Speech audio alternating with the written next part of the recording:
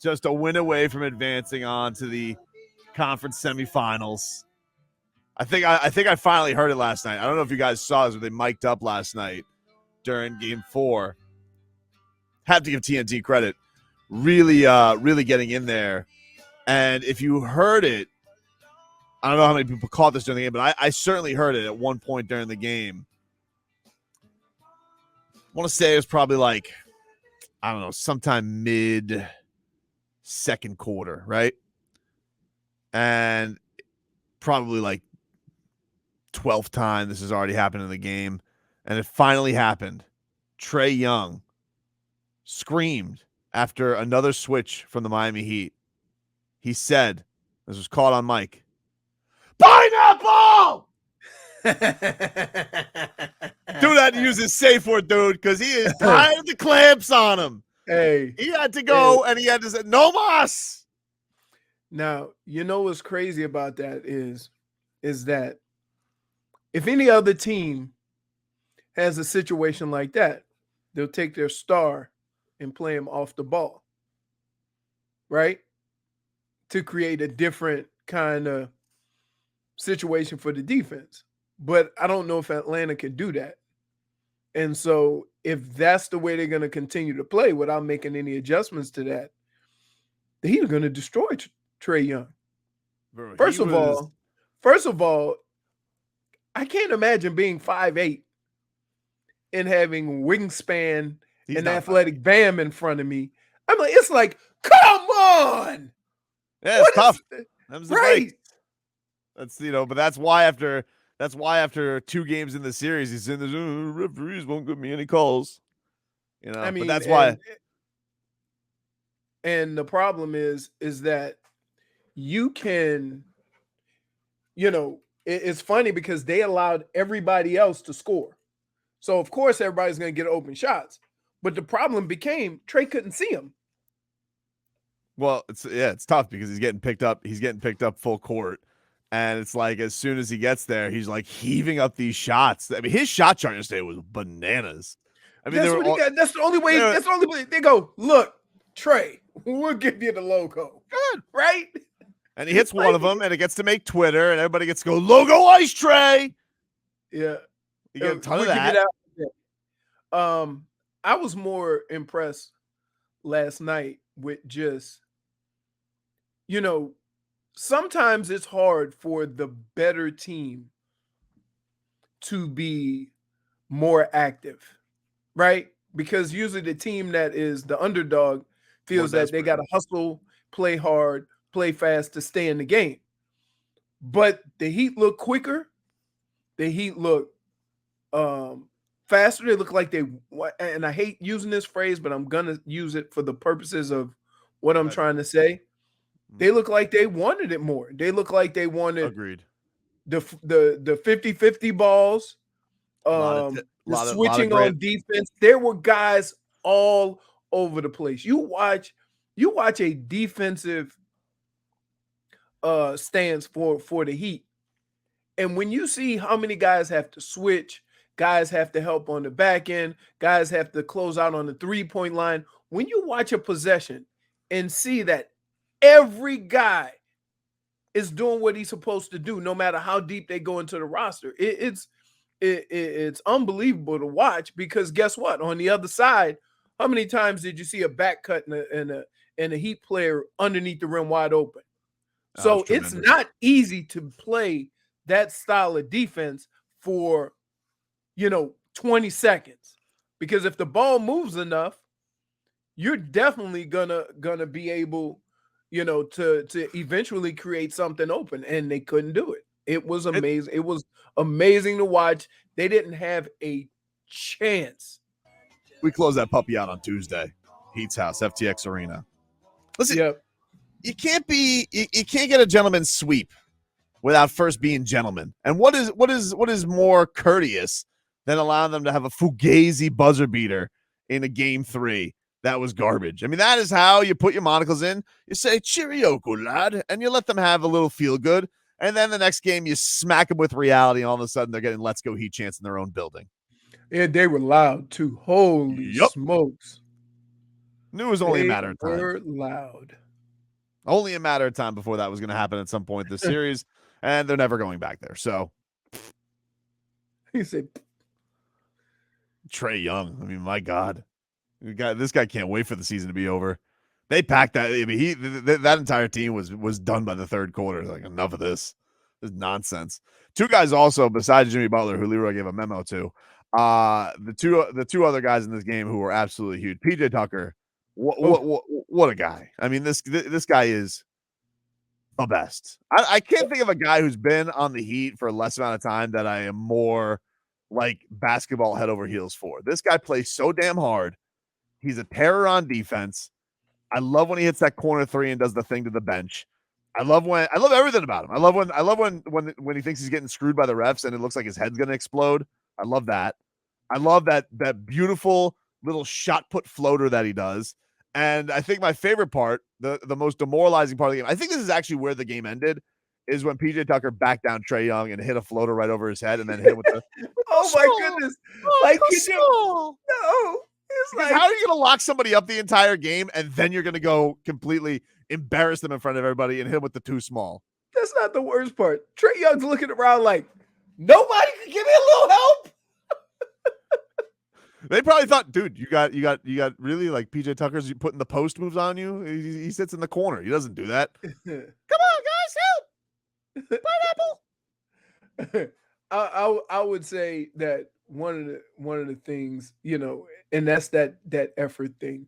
Usually if you look at every team, and it's at any level, you have that one guy that everybody looks to, and that kind of sets the tone for the energy, right?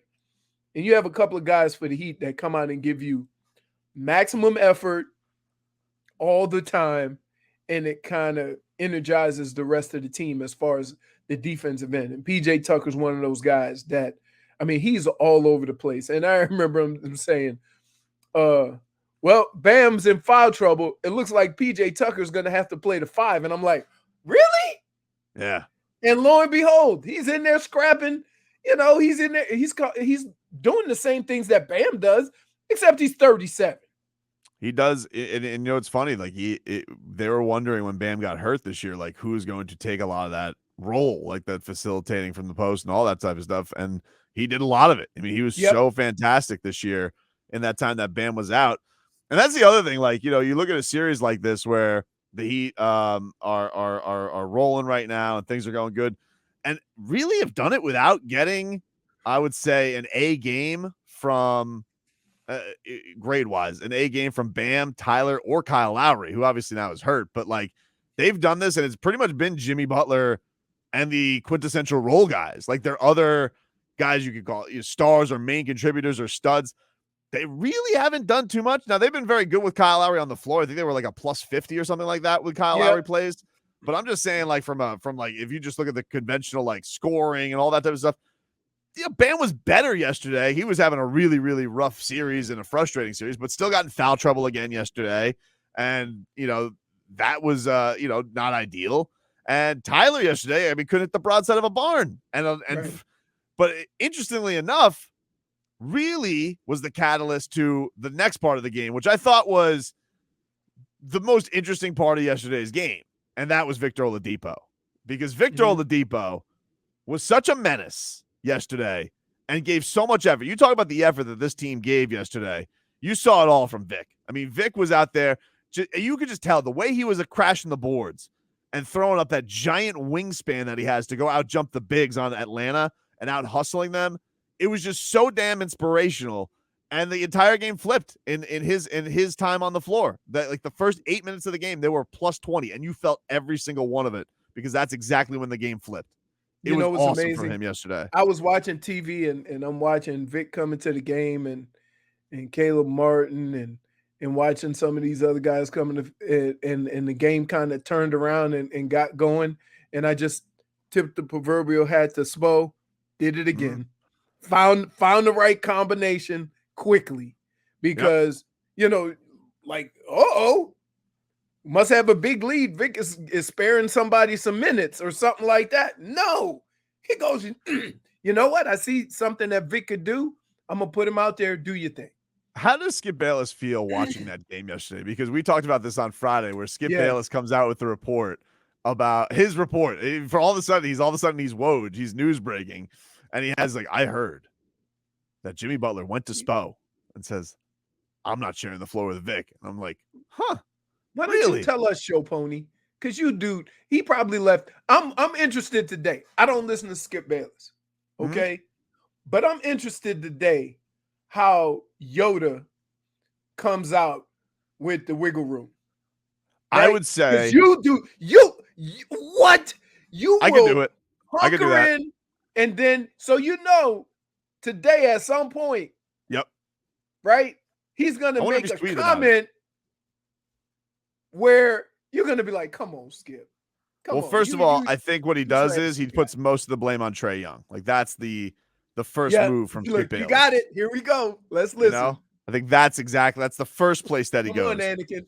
The next place I would go if I were Skip Bayless in the spot would be like, listen, what you saw yesterday is why Eric Spoelstra is one of the best coaches in the league, because even when Jimmy Butler tells him, I don't want to play with the Victor Oladipo, he does what's best for the team. And you saw yesterday a Miami Heat team that in the toughest of times were brought together by Spo, and two guys who didn't want to share the floor together were able to contribute and get themselves a win. That's the way I would go if I were Skip Bayless. Yeah, that's you. all that could be done. Well done, Mr. Wiggle Room. That right there is the expertise of Tobin. How to get out of putting your foot in your mouth on numerous occasions. You just perfect job. Perfect. Now, I'd be mad as hell if I was listening to that. Right? Because damn well that's not what he believes. He was wrong, and he ain't gonna say he was wrong. Skip Bayless tweeted out, Heat surprised me yesterday with how they dominated without Kyle Lowry. Head of the snake. Down 8 with 7 minutes left in the second quarter. Jimmy Buckets, a playoff superstar. Another lame game from Ice Trae. Shivering cold from 3 and 4 games. I like Oladipo, but to win it all as I predicted, they need Lowry. It's kind of a bunch of mumbo jumbo, to be honest with you, when I read back to it. Yes. You got to be a little bit more. You got to be more concise, like Magic Johnson. Here's the deal. There's only a handful of people that can see through that, and you're one of them. Yep. Right? But it's just funny. It's not even like a day. It's like a day after he comes out with that stuff. Victor Oladipo is there on the floor. Plays. Right. Nobody thought he was playing. A huge contributor. Right. A huge contributor for the Miami Heat. I laughed at it immediately. They actually talked about this after the game because Vic closed his press conference yesterday and he goes, Jimmy Butler was walking in after him. He goes, all right, everybody, Jimmy Butler just wants me to let you guys know how much he hates me. All right, I'll see you later. And then Jimmy was asked about the reports after the game, and this was the Heat star when he was asked about the report that he went to Spo and told him, I don't want to share the floor with Victor Oladipo.